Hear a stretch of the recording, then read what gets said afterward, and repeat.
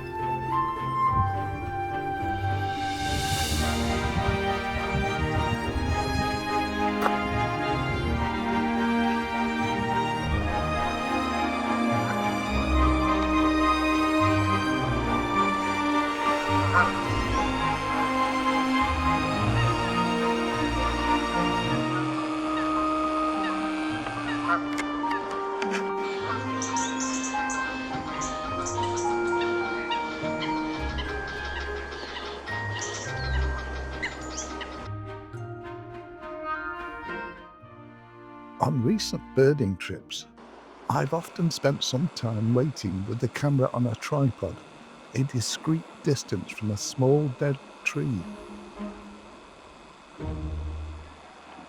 I made the mistake of having an orange safety buoy in the background on one visit. This is one of those spots where the Nikon P1000 or P1100 would have been a benefit. I've zoomed in by an extra 50% on many of the shots to show roughly how it would have looked with those cameras.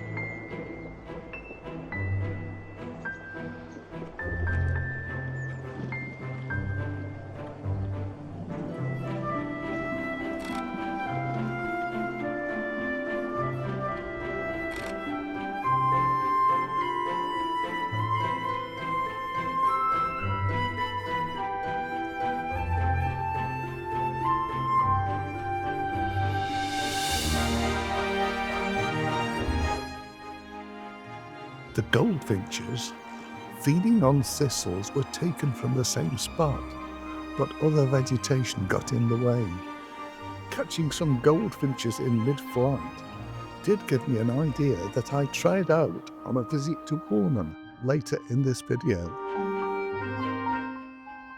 On one occasion, there were no birds around, but the clouds were quite dramatic, so I tried taking a few shots and some time-lapse with the DJI Pocket 3.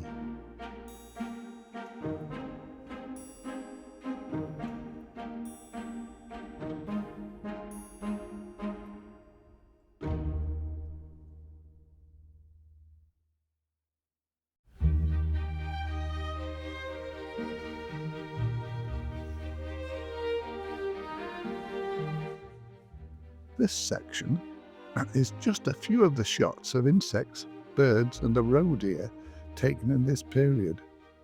The distant hobby with its back to me often uses this faraway tree to rest.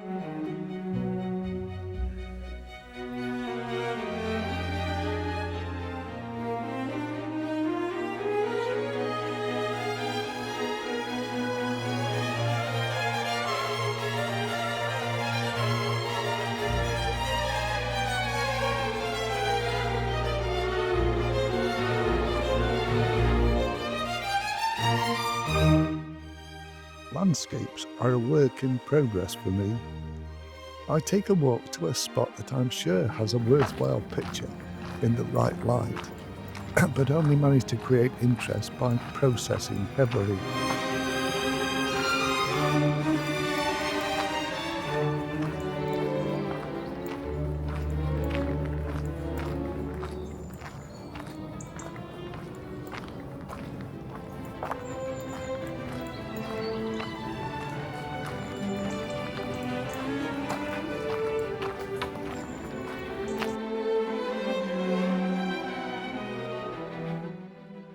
I might check whether those plastic tree protection sleeves are still needed in another shot.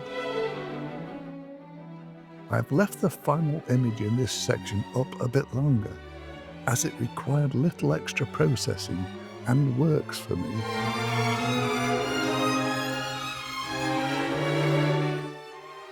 This is 4 images that try to capture some of the essence of early autumn.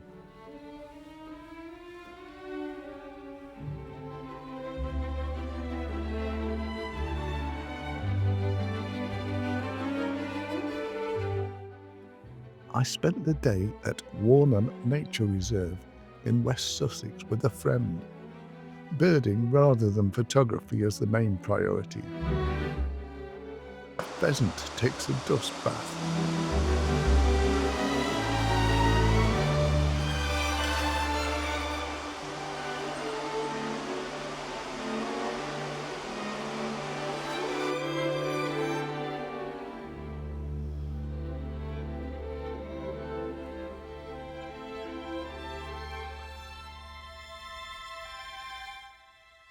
My attempts at birds in flight don't quite work, as the birds are coming in from a dark area and leading away from me.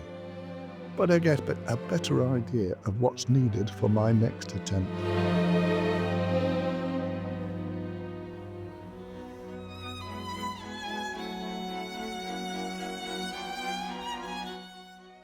I finished the video with a description of the camera settings I use. The exposure triangle provides a basic understanding of my thinking.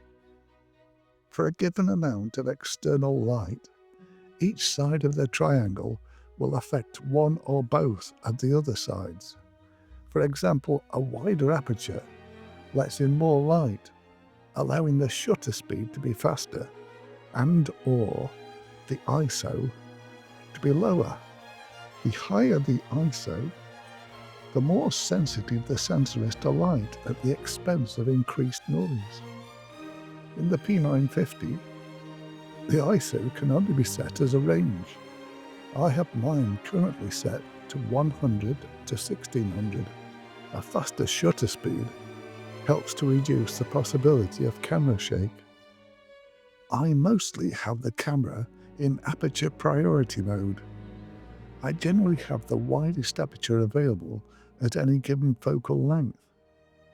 If you're hand-holding the camera in less than ideal light conditions, the shutter speed might need to drop to the point where camera shake is a problem. However, within the aperture priority mode, it's possible to set the minimum shutter speed and have the camera adjust the ISO instead. I don't like to go below 1/60th of a second. This option is found under the ISO settings.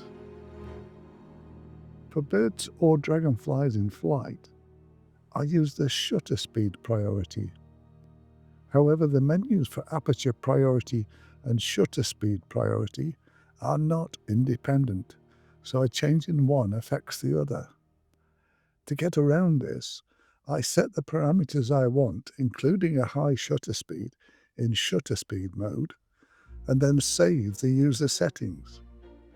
This means that the settings I've chosen are available on the U for User settings mode, which for me is now exclusively for birds and dragonflies in flight.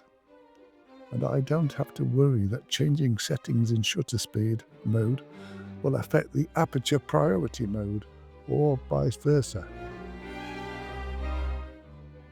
Here are some of my other settings, followed by an example of me trying to take an image of a stone chat.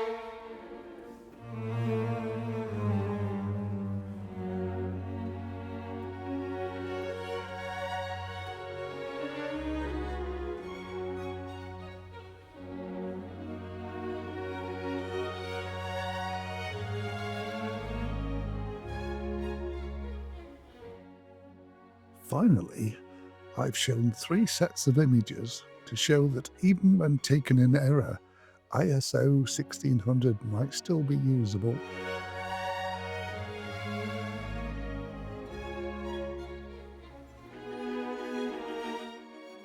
Detail from shadows is often recoverable.